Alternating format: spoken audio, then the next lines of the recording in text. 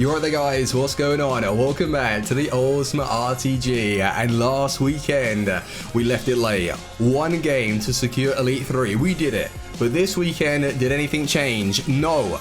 We are still leaving it until the last game to secure an Elite 3 rank. And if we continue doing that, one of these days we're going to choke, we're going to fall into Gold 1, and it's not good for the progression of the series. We need Elite 3.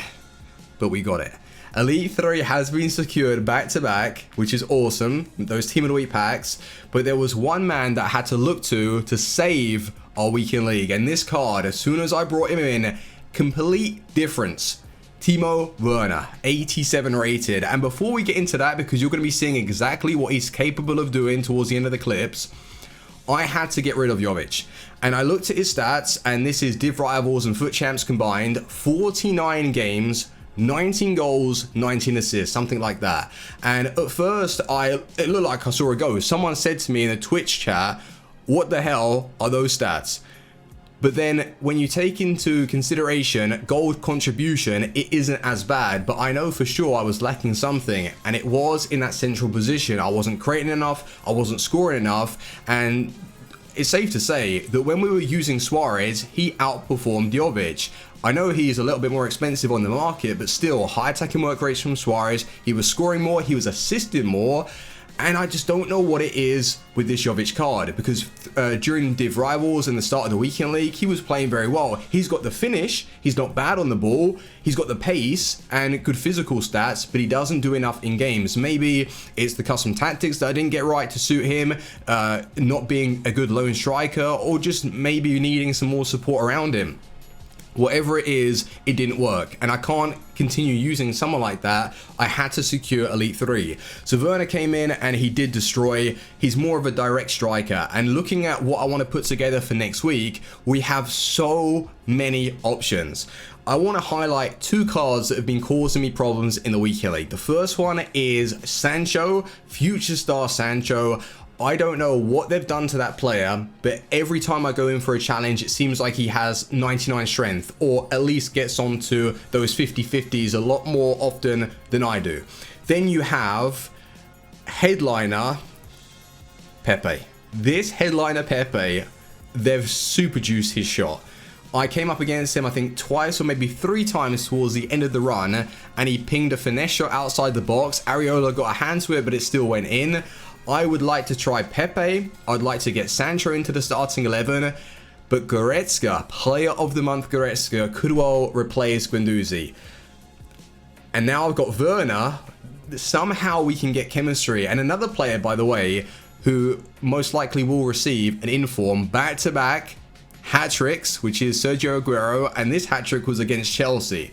So I can see them like bending the rules a little bit. They don't tend to release like back-to-back informs, but Player of the Month, Aguero is going to be coming for this month. I don't think anyone else is going to top that. So an inform for next week, if we get his red weekly pick, that would be amazing. I could link him up to Headliner Sane. I could use the Bundesliga cards, Player of the Month, Goretzka. So that's where the team is heading, because I do want to change the attack. I want to get in a bit more firepower, and Mbappe may just be subbed on if it's too difficult to bring him into the starting 11 on full chemistry. But more to the way I was playing this weekend, I started. It was 10-0 on the Friday. Saturday, I wasn't able to stream because I had a few issues over on Twitch, but I played 3 games, got to 13-0, and all of a sudden, I lose 3 in a row. It came out of nowhere. I was struggling to just get things going in the attack, and that really is not acceptable. I can't have that if I'm wanting to push into Elite 2, Elite 1, 3 games lost in a row. I even took breaks, by the way. It wasn't that. I just couldn't get anything going. But then I watched back my clips and I see 2 things that I'm really needing to improve. The first thing is what I tend to do is take my CDM, and when my opponent is attacking, I look to anticipate the pass going to his cam. So I will take Kante sometimes and I will pull him up the pitch. Instead of dragging him back to offer support to my back line to keep nice and secure, I take Kante and I move him up the pitch to try and read that pass. Now, if my opponent doesn't make that pass, his striker is just free roaming in front of my back four, and I've left him wide open. Now, I tend to do that a little bit too much. That's the first thing that I want to improve on, because connection is one thing. Like, when you have a poor connection, not much you really can do, but I don't help myself when I'm pulling players out of position. So Kante, or whoever I've got at the time, I need to make sure that I have one thing in mind: support the back four first, then look to cut the passing lanes. Second of all, I'm not slowing down the games. Like, towards the end of these clips, you're going to be seeing I've been 2-0 up in one game, 2-2. Then I have to go another 2 goals up just to win the game. This isn't right. I need to start changing my mindset in the matches. Now, I don't know if that's because when I'm streaming, I look to make the games exciting.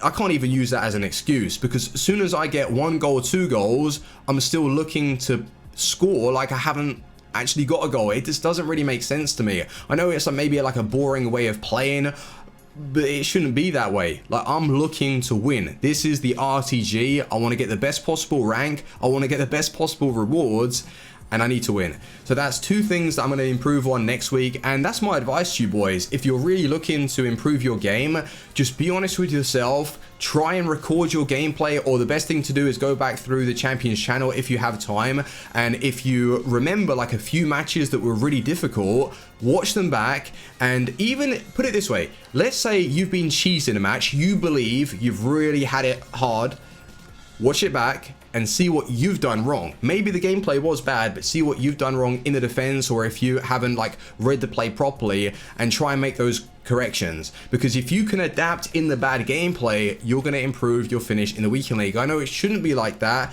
but at least you're giving yourself the best possible chance.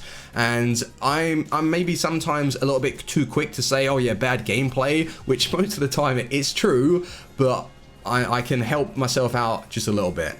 So some of the players I'm looking to get rid of right now, we have Upamecano, the centre back from the Bundesliga, the French beast. We've used him for over 100 games now. He's amazing, but his time has come for me to try out somebody else. Areola, I will change. Guendouzi is most likely going to get sold, not because he's bad, really like him, but I need to make way for a new CDM, or like a little bit more of an attacking CDM to offer a bit more support, and that hopefully is going to be Player of the Month Goretzka. Then Hazard, will I use him as an impact sub if I bring in the likes of like Aguero, Sané, or Sancho? We shall see. But Mbappe has to start, man. This guy is literally the best player. Werner, like, yes, he gets chemistry to the French centre-back and also Danny da Costa, but am I actually going to be using Werner in the new build? I think really Werner was the player just to bring in as a lifeline to save the weekend league. I think if I'm going to rework the side, does he get into the starting 11 if I'm using like Aguero, Sancho? Probably not, no. But for 270,000, what the guy did for me, I can only thank him. He secured Elite 3, and we've got some awesome rewards for next week. And by the way, Lozano actually destroyed it as well. I really like him. But would I sell him because we're bringing in new players? Possibly. So the coins are going to be coming in. I'm going to make sure I finish rank 1 this week, Div Rivals. So I'll put together like a makeshift team to allow us to compete in the Div Rivals run, and we'll go from there. So boys, I've got trade pile updates. We're going to see some of the stats of these players.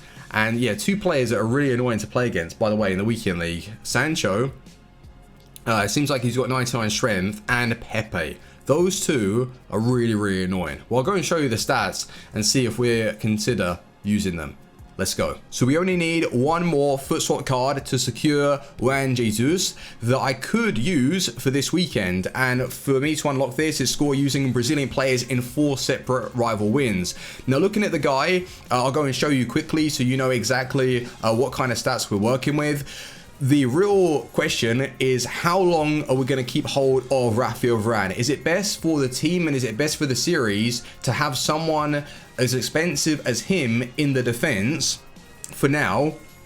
Or should we like spread the cost a little bit and then eventually build up our way to bring in Varane and Van Dijk? So I'm in 2 minds, but if we're looking at the foot swaps and checking out his stats, only 6 cards for this beast. 6'1", low to high work rate, so he really is going to stay back, good acceleration. And if his defensive stats are going to play like they're suggesting, the jumping, the stand tackle, like everything about the card, I think that's actually worth going for. I like the look of him.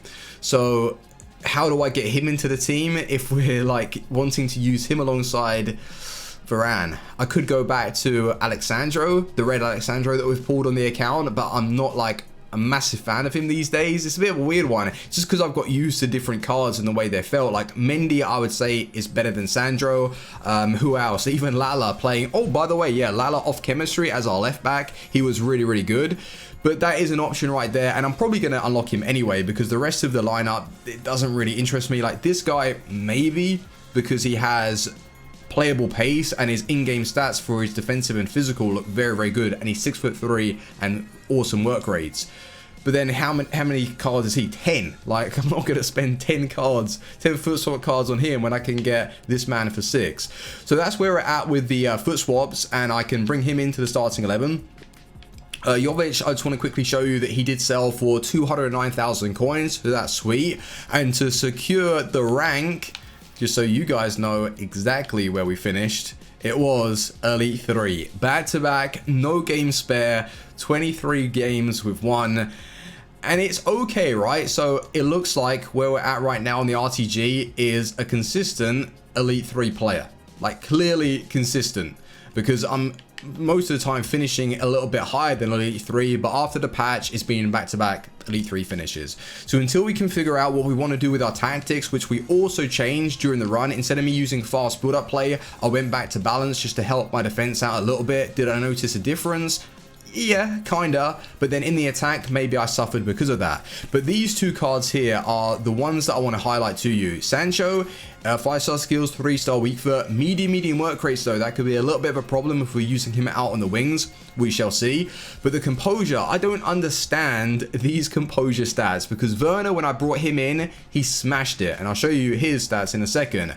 But when I come up against Sancho, that 71 strength feels like 99. He bounces off my players, and he is clinically in front of goal. Very difficult to play against. But his price, he's 700,000 coins.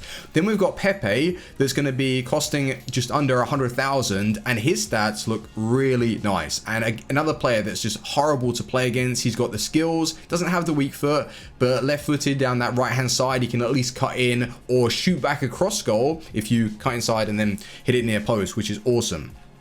So that's another option that we can go for. But this Werner, where is he? This man, 4 games, 7 goals, 2 assists, and if I didn't bring him in, I don't think we would have that Elite 3 finish. And again, 78 composure doesn't really make sense because of the goals that you would have seen. Clinical, and I like that about the card. And then in the air, he's got a bit of like physicality. He can win a few balls, but that finishing is superb. So these 4 that I've basically got on the reserves, Upamecano, that I don't mind selling. Guendouzi, I think he's going to go to make room for the better version of Goretzka. Like, surely they're going to up his interceptions to about like 88, 90. His stand tackle would possibly go up to 84. I think he'll rocket in that position. And then you look at Guendouzi, and he basically has, well, he would have worse stats to the Goretzka Player of the Month. So it is an upgrade for our CDM position, which I think is a good idea. But the heading, right? So you've got Goretzka 6'2", height high work rates. Guendouzi is 5'11". I think his jumping was 85 though. Yeah, 85 jumping, and Goretzka has 68. Hopefully that goes up to maybe 74, 75. And it'll balance itself out. Werner, I'm most likely going to sell. Like, he did save the weekend league, but for what I have in mind, he just doesn't make the starting 11. And then Lozano, if we get rid of him, we're going to have to find like a really good right winger replacement. Because as soon as the game started, I had to bring him on 6 chem. And someone asked me, did you notice a difference? Not really. He did clutch up. He was getting goals with his head. And those kind of stats on the wing, I don't mind. But if I'm having any similar stats to what my striker is playing like, no, it can't happen. I need my striker to finish and get me goals and also assists. So Lozano for 188,000 is a good price, but most likely these 4 for the next episode are going to be sold. But it's all about Raphael Varane. What are we going to do with him? Do we sell him for, what's his price? I bought him for like 1.5, and he is around, yeah, around about the same price. Probably could get him gone for like 1.5 bin. If I get Varane and then I move Lala over, who do I replace Varane with though? I need to bring in like a really, really good icon. I can't sell Varane and not have another icon. So it's KDB that I was looking at in that middle cam position to gel everybody together. Who else would we possibly go for? Modric, nah, I think it's just KDB, right? Or we could look to an icon to help secure our defense. Let me know in the comment section, but that's what I'm going to leave you with. So we are ready to build a nice team. Maybe later tonight on stream, just before the Newcastle game, I will be streaming so we can brainstorm and come up with some awesome ideas. Thank you very much for watching. Let me know how you got on in the weekend league in the comment section. Leave a like and I will see you on the next one. Team out. Peace.